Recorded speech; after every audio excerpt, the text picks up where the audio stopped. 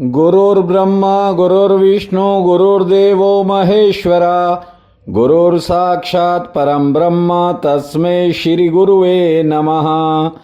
नीलामभुजश्यामलकोमलंगं सीतासमारोपित्वामभागं पानो महाशायचारुचापं नमाविरामं रघुवंशनाथम्। त्वमेव माता च पिता त्वमेव बन्धु च सखा त्वमेव विद्या च द्वरिणं त्वमेव सर्वं मम देवदेवः। वासुदेवसुतं देवं कंसं चानुर्मर्दनं देवकी परमानन्दं कृष्ण वन्दे जगद्धाम। प्रिय बंधुओं, देवियों व सज्जनों, अक्सर लोग एक बात कहते हैं कि हमारा मन नहीं लगता, खुशी नहीं मिलती, सुकून नहीं है जीवन में। हर समय आदमी का मन इधर उधर क्यों भटकता है, इसे थोड़ा ठीक से समझिए। उसका एक कारण तो ये है कि आदमी का मन सबसे अधिक अतीत में खोया रहता है। बीते वक्त की बातें इंसान को रह रहकर याद आती हैं। दूसरा कारण ये है कि हर कोई भविष्य को लेकर नई से नई टेंशनें पालता है और इसी कारण जो वक्त हाथ में होता है उस पर व्यक्ति ठीक से ध्यान नहीं दे पाता और अच्छे से अच्छा समय, बड़े से बड़े अवसर इंसान के हाथ से निकल जाते हैं। एक निराश व्यक्ति एक संत के पास गया, कहने लगा कि मन बड़ा अशांत रहता है, कुछ करने का मन ही नहीं करता। संत ने उस व्यक्ति को एक छोटी सी कटोरी थमाते हुए कहा, एक प्याली दी और कहा इसमें जल भर कर लाओ। ध्यान रहे कि कटोरी भरी रहनी चाहिए और जल की एक बूंद भी नीचे नहीं गिरनी चाहिए।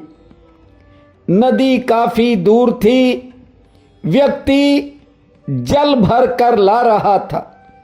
रास्ते में लोग उसकी खिल्ली उड़ा रहे थे, मूर्खता के ताने दे रहे थे, तो कोई उस पर व्यंग कर रहा था।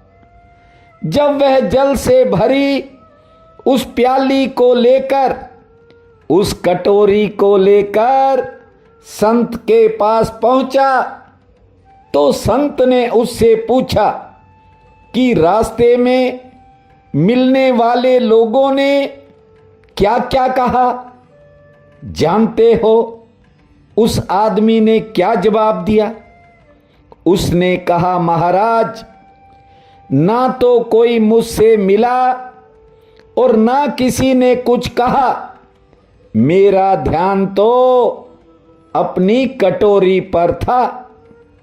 संत ने कहा, आज के बाद अपने जीवन में भी इसी सिद्धांत को अपना लो और अपना पूरा ध्यान अपने लक्ष्य पर लगाओ। कोई क्या कहता है सुनो ही मत। बीते समय और आने वाले समय की टेंशन को छोड़ दो। शांति और सुकून अपने आप आने लगेगा। बंधुओं, मेरे जीवन में लाखों लोग आए। 30 साल में बहुत से लोगों ने भागवत कथा करवाने और सुनाने की इच्छा जताई, लेकिन ये पावन कथा आपके भाग्य में थी, इसीलिए प्रतिदिन आप सुन रहे हो। कथा कहती है वो परमात्मा जन्मों जन्मों से तुम्हें खोज रहा था, लेकिन तुमने उसे अनसुना कर दिया। लेकिन ये भी उसी की कृपा है जो आपके आंगन में मन को शांत रखने के लिए प्रतिदिन इस कथा का गुणगान होता है। ध्यान दीजिए, जब भगवान कृष्ण ने पांडवों से विदा मांगी और कुंती ने कहा, प्रभु मुझे दुख में रहने का वरदान दीजिए ताकि प्रभु आपकी याद बनी रहे। भुआ कुंती की बात सुनकर मुरली मनोहर ने कहा, हे भुआ आपने बहुत दुख झेल लिए हैं, अब दुख की बात मत करो।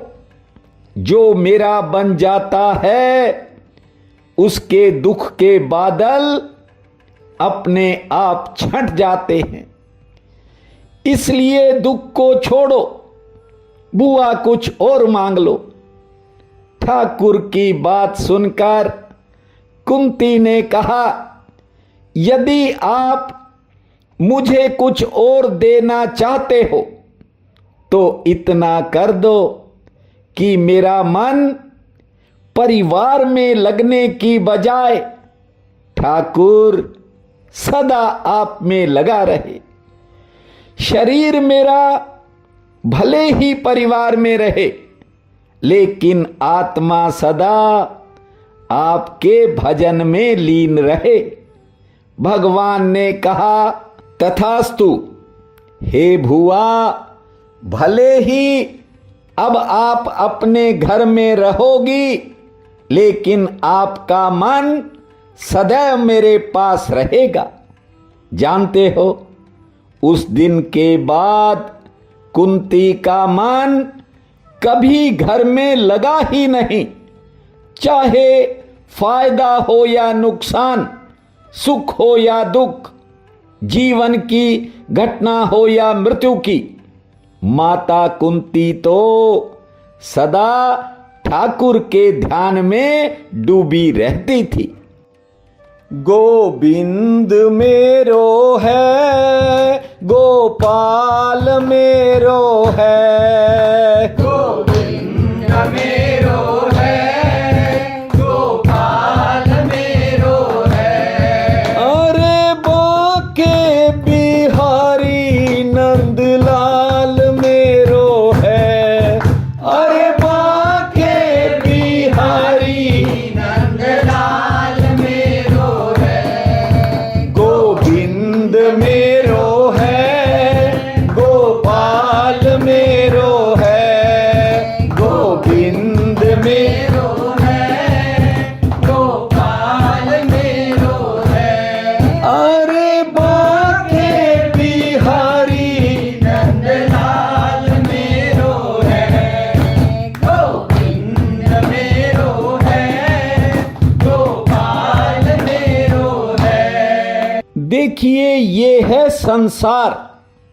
यहां जब घर का मुखिया दुनिया छोड़ता है तो उसके द्वारा भोगे गए कपड़े, बिस्तर, पलंग सभी उसके साथ ही घर से बाहर निकाल दिए जाते हैं। आप भी नित्य देखते हो, ये कोई नई बात नहीं है। उसके जमीन जायदाद, गहने, रुपया, पैसा, उनको कोई बाहर नहीं छोड़ता।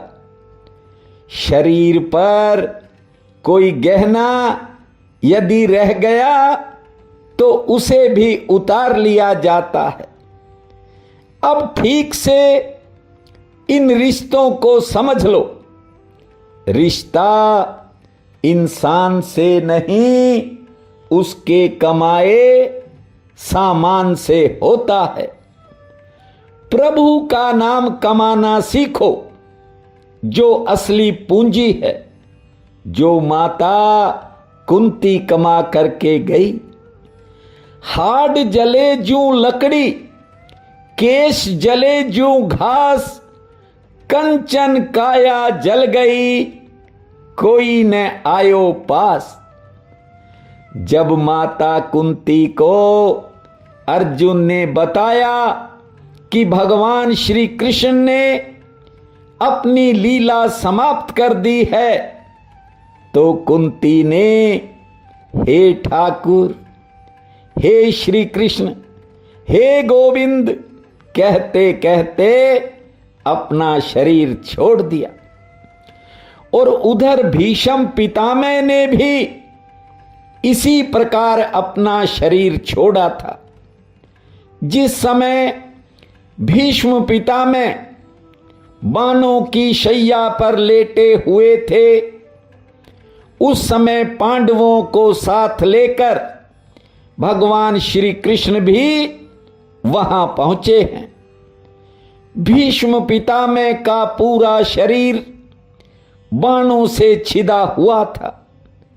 जब उन्होंने अपने सम्मुख आनंद कंद भगवान को देखा तो आंसुओं की धारा बहने लगी।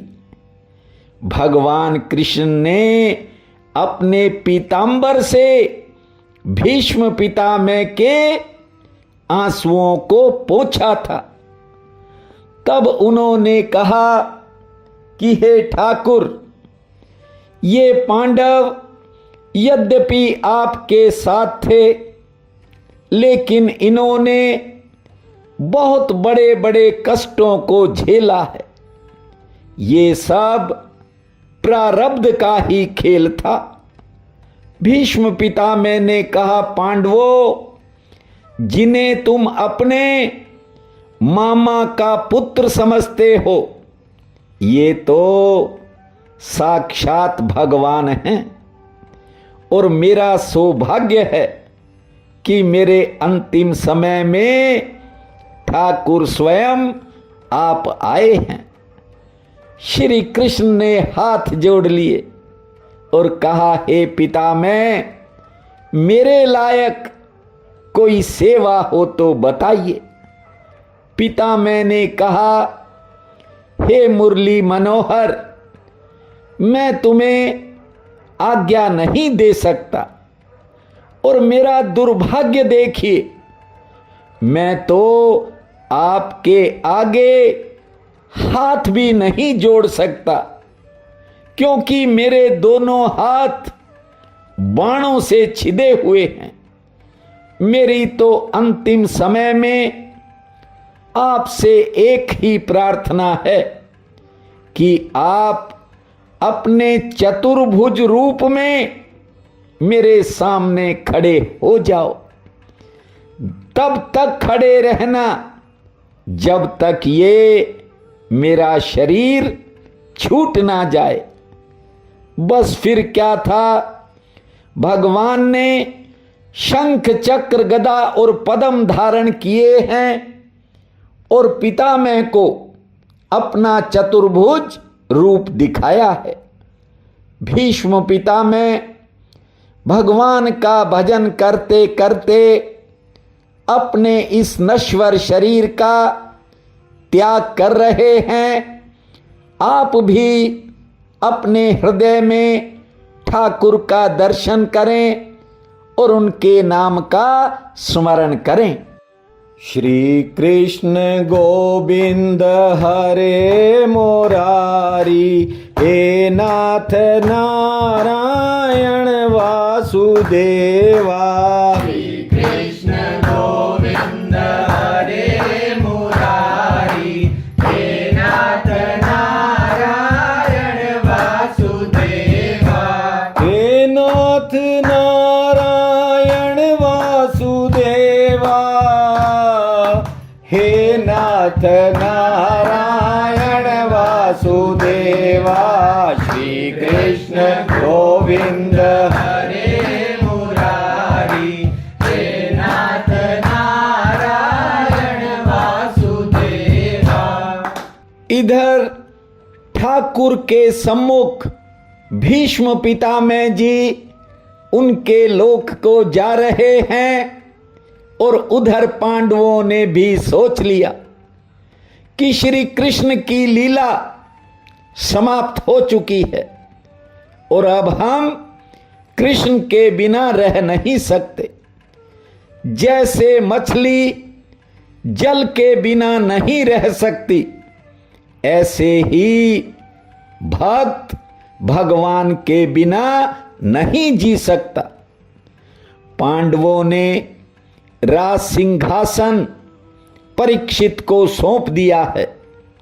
राजा परीक्षित ने राज्य का पदभार संभाल लिया है। बस उसी समय पांचों पांडव अंधे, गूंगे और बहरे बनकर घर से निकल पड़े। कहने का मतलब यह है कि किसी की अच्छी बुरी बात को सुनना नहीं, किसी की तरफ देखना नहीं और किसी से कुछ कहना नहीं। सीधे चलते गए, हिमालय पर ही जाकर पड़ाव लिया है। देखिए, परमात्मा से प्रीति हो तो पांडवों जैसी, जो परमात्मा को अपना सब कुछ समर्पित कर देते हैं, परमात्मा भी हर पल उनकी रक्षा करते हैं। भक्त वही है जो जीता भी ईश्वर के लिए है और मरता भी ईश्वर के लिए है। ध्यान दो, पांडवों के स्वर्गारोहण के बाद महाराज परीक्षित राज्य का संचालन करने लगे हैं। राजा परीक्षित ऋषियों मुनियों के दिखाए रास्ते पर चलकर धर्मानुसार अपने राज्य की व्यवस्था कर रहे थे। आपको बता दें, इन्हीं राजा परीक्षित ने गंगा नदी के तट पर 3 बार अश्वमेघ यज्ञ भी किया था, जहां देवताओं ने स्वयं प्रकट होकर अपने भाग को स्वीकार किया था। राजा परीक्षित प्रभु के अनन्य भगत थे। जानते हो, जब इनका जन्म हुआ तो इन्होंने किसी की तरफ नहीं देखा, क्योंकि गर्भ में ठाकुर ने रक्षा की थी और राजा परीक्षित तो गर्भ में ही दिन रात प्रभु के दर्शन करते थे। यही कारण था उन्होंने मर्यादा में रहकर धर्म के अनुसार राज्य चलाया। इसीलिए कलयुग के पैर जम नहीं पा रहे थे। राजा परीक्षित के राज्य में धर्म 4 चरणों से संपन्न था। ठीक से समझिए, धर्म के 4 चरण हैं। कहने का मतलब धर्म के 4 पैर हैं।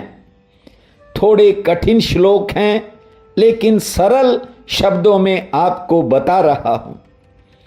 पहला चरण है सत्य, दूसरा चरण है दया, तीसरा चरण है दान और चौथा चरण है तप।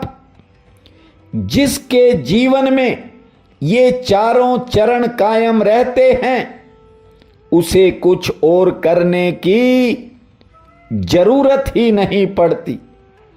ये भागवत कथा कहती है।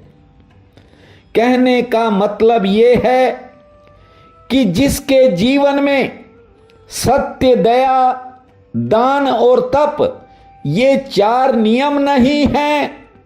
वो भले किसी धर्म से हो, किसी पंथ से हो, किसी संप्रदाय से हो, उसका कल्याण नहीं हो सकता।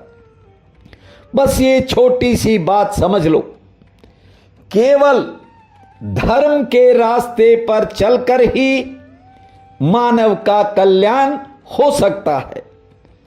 पंथ या संप्रदाय किसी का कल्याण नहीं कर सकते। कोई पूरी जिंदगी पाप करता रहे और ये सोचे कि मैं फलां धर्म से हूं, फलां पंथ से हूं या फिर फलां संप्रदाय से हूं, इसलिए मेरा उद्धार हो जाएगा, तो ये उनका भ्रम भी है और भूल भी है। धर्म के भी 4 सूत्र हैं। सत्य बोलना पहला सूत्र है।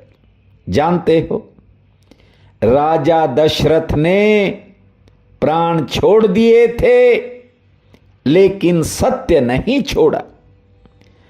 जब राजा दशरथ को महल में कैकई ने विचलित देखा, जानते हो क्या कहा?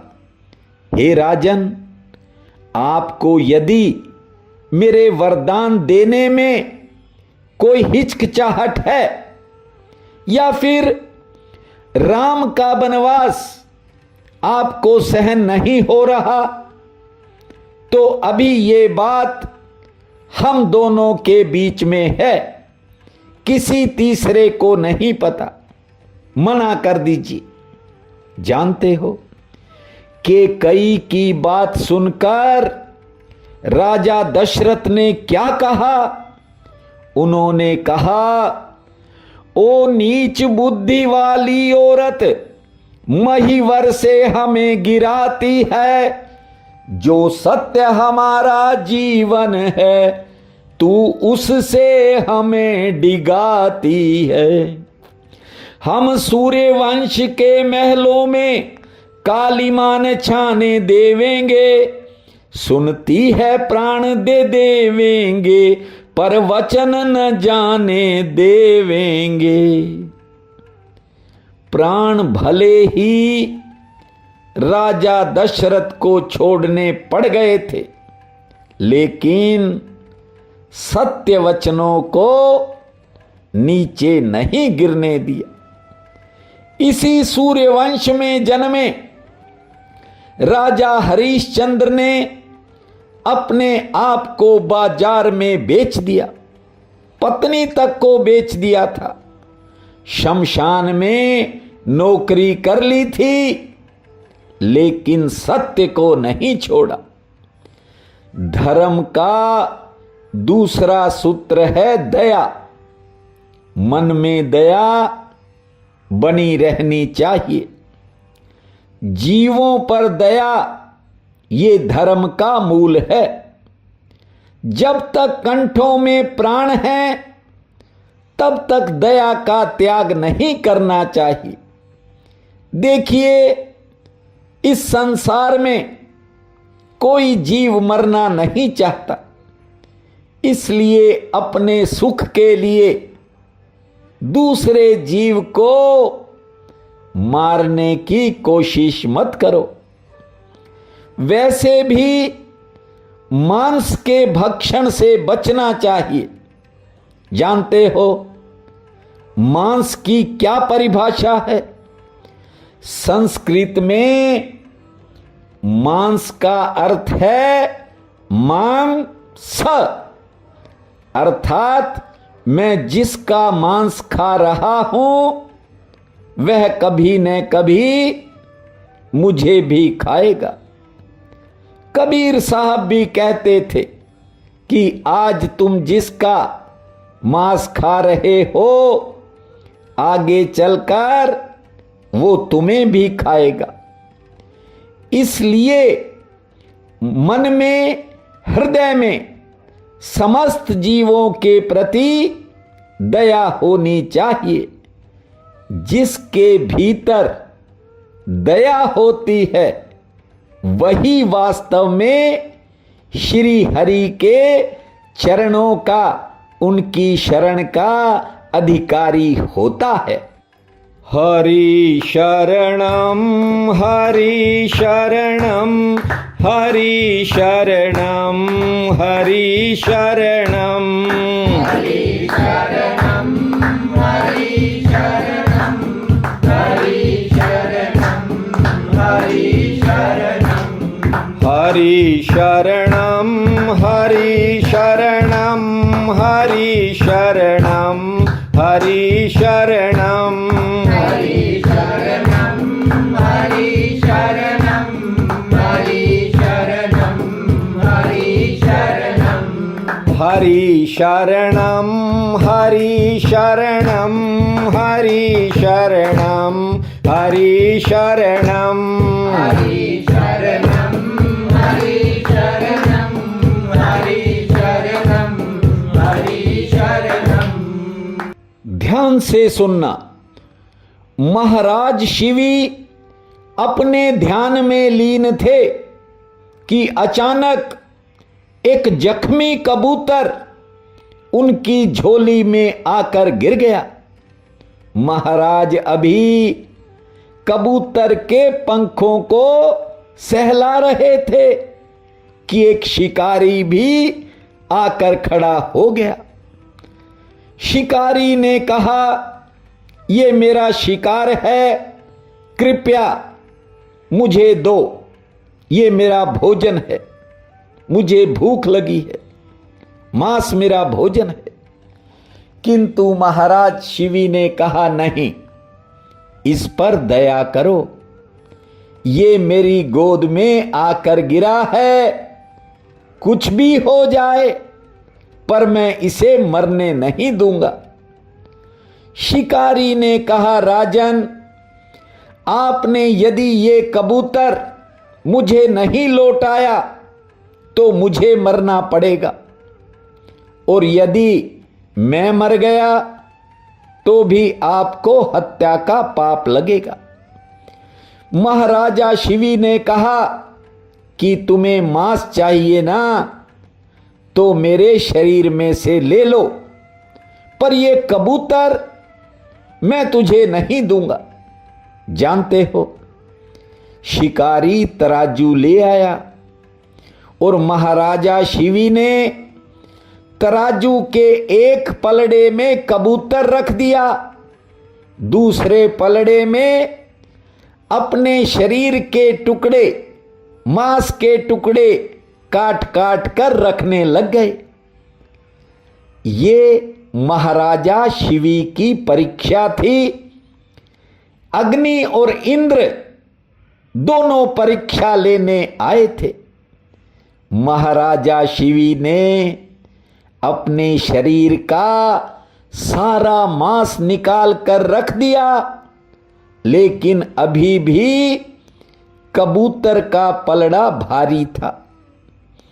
फिर महाराज शिवी ने अपना एक पैर काट कर रख दिया, बराबर नहीं हुआ तो एक हाथ काट कर रख दिया, फिर बराबर नहीं हुआ, दूसरा पैर भी काट कर रख दिया। लेकिन जब पलड़ा नहीं झुका, जब दोनों पलड़े बराबर नहीं हुए, तो बचे हुए एक हाथ से महाराज शिवी अपना सिर काटने को तैयार हो गए, और उसी समय जगत के पालनहार भगवान प्रकट हुए हैं। बस बस, अब और नहीं। भगवान ने कहा, हमने आपकी परीक्षा को देख लिया है। दुनिया में ऐसे राजा शिवी थे जो दया की भाषा बोलते हैं, रक्षा में एक कबूतर की खुद अपना मांस तोलते हैं। इतना ही नहीं, ध्यान से सुनो, 48 दिन के भूखे थे राजा रंती देव। जब भोजन करने लगे तब एक भूखा ब्राह्मण, एक भूखा शूद्र और एक भूखा चंडाल सामने आकर बैठ गया। राजा रंती देव ने 48 दिन से कुछ नहीं खाया था। लंबी भूख के बावजूद अपने भोजन की थाली को उन तीनों के आगे सरका दिया था। दूसरों पर दया करना, इससे बड़ा कोई धर्म हो ही नहीं सकता। सत्य सबसे बड़ा धर्म है, झूठ सबसे बड़ा पाप है। जैसे हाथी के पैर से बड़ा किसी भी जीव का पैर नहीं होता, ठीक वैसे ही झूठ बोलने से बड़ा भी कोई पाप नहीं हो सकता। सत्य, दया। अब तीसरा सुनिए, दान। देखिए, ये जो कमाई का पैसा होता है, इसमें भी कहीं न कहीं थोड़ा बहुत कचरा जरूर होता है। उसे दान के माध्यम से साफ किया जा सकता है, फिल्टर, रिफाइन किया जा सकता है। जैसे कारों बसों में आप देखते हो, ये पेट्रोल डीजल डलता है ना, पहले उसको रिफाइन करके उसका कचरा निकाला जाता है। अन्य ये जो सभी तरह के तेल हैं, चाहे तिल का हो या सरसों का, उन्हें निकालने के बाद फिल्टर लगाकर रिफाइन किया जाता है। ठीक वैसे ही शास्त्रों ने कमाई को रिफाइन करने के लिए दान की परंपरा बताई है। कमाई में से कुछ हिस्सा पुण्य में लगाना चाहिए। आपकी संतानें कभी दुख नहीं पाएंगी। दान गृहस्थ का परम धर्म भी है और कर्म भी है। पाप का धन संतान की बुद्धि का नाश कर देता है।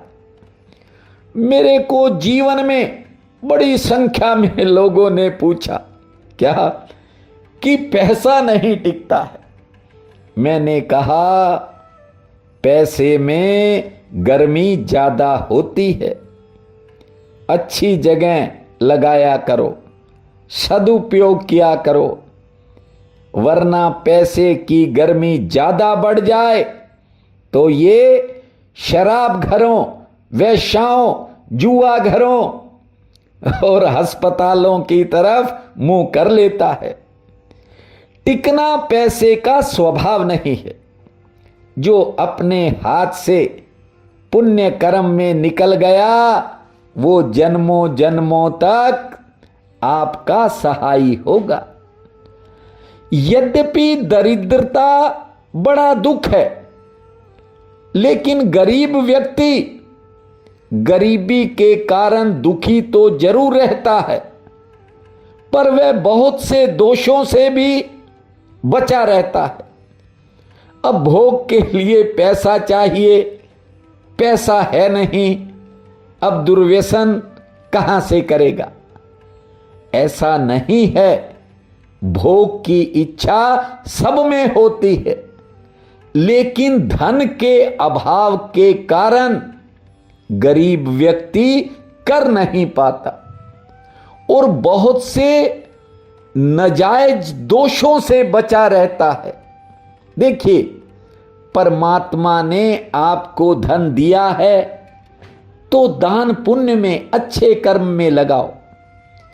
कुबेर भगवान के खजांची हैं, अमीर लोग कैशियर रख लेते हैं, भरोसा होता है ना।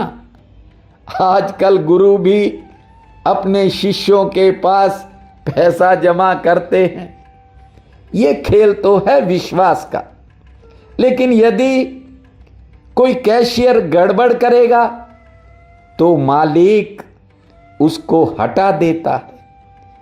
इसलिए यदि धन मिला है, दान पुण्य के लिए किया करो। यदि कोई नहीं करता तो फिर धन को जाते कितनी देर लगती है। शास्त्रों में लिखा है कि जो राजा होकर भूमि का दान नहीं करेगा वह अगले जन्म में कुटिया में निवास करेगा। राजा बनाया किस लिए था परमात्मा ने? सोचो, दान धर्म का तीसरा चरण है और चौथा चरण है तप। अपनी इंद्रियों को गलत कामों से हटाना, अपने कर्तव्य करते करते भगवान का चिंतन करते जाना। सत्य, दया, दान और तप, ये धर्म के 4 चरण हैं।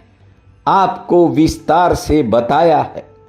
जो इन 4 सूत्रों को अपने जीवन में उतार लेगा, श्रीमद् भागवत कथा कहती है, उसे और कुछ करने की जरूरत ही नहीं पड़ेगी। ध्यान दीजिए, कर्म के कारण ही जीव का जन्म होता है और कर्म के कारण ही जीव की मृत्यु होती है। कर्म ही धर्म है, कर्म ही गुरु है, कर्म ही ईश्वर है। स्वयं भगवान श्री कृष्ण कहते हैं कि कर्म ही तुम्हारा गुरु है और कर्म ही परमात्मा है। और श्रीमद् भागवत कथा कहती है कि यदि तुम्हारे कर्म अच्छे हैं तो गुरु और गोविंद दोनों आपके सहायक हो जाएंगे। और आगे की कथा आपको कल सुनाएंगे। गोविंद मेरो है, गोपाल मेरो है,